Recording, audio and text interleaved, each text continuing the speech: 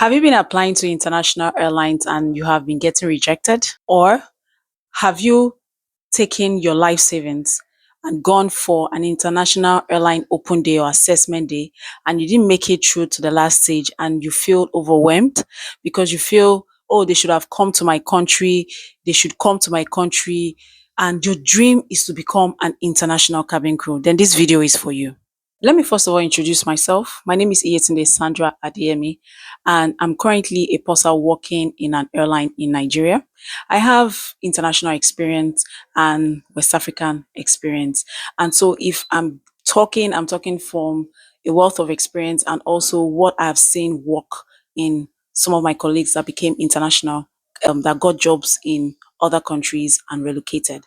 Now, one of the first things you need to do is get a job, a flight attendant job in a local airline.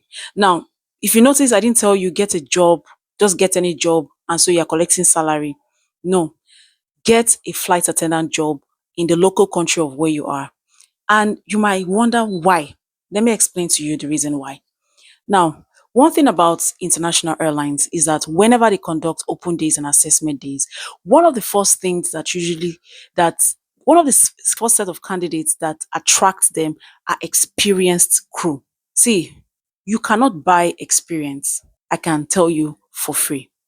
One of the things that attracts them is your experience. Now, if you are currently working in a local airline in your country, you're building your experience while you're saving money to go and fund your dream. I've seen a lot of my colleagues who are interested in becoming international flight attendants, not just flight attendants. Some, their dream was to become a pilot, but they just started from becoming a flight attendant. And I see how they saved up money. They went for assessment days. There was one who went for at least 2 assessment days before the third one. It was the third one. This is even a he because cabin crew job is not just for females, it's also for male. He got the job and relocated, and his whole life changed forever.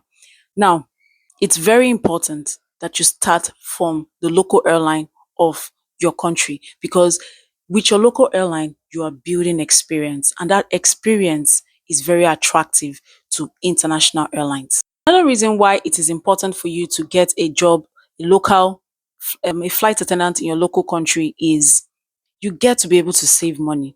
You never know whether this first assessment day or open day you go for, if you're going to pass. You might pass, you might not. You know, when you go for interviews, it's 50-50. You might do well, you might not do well. You never know.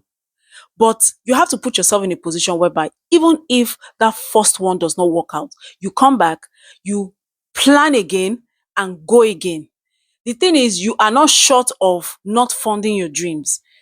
If there's one thing I see some people do, they don't pass their assessment days or open days and they come online and they are, to me, I feel you're throwing a pity party because the only thing you're going to ever get from telling everyone that your dream is to become international cabin did not take you, they did not.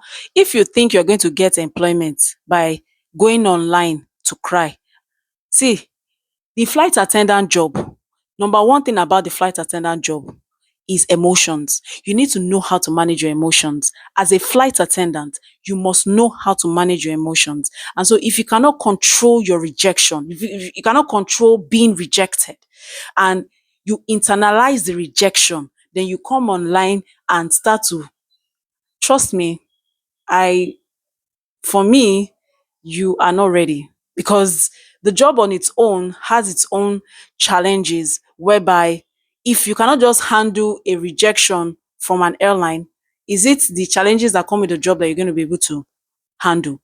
Because you're sending out a message every time you come online to cry. What I'll tell you, and this is where experience, what I said, you cannot, if you are busy, if you have a local job, you come back to your local job, you continue with your job, but you're focused on your goal.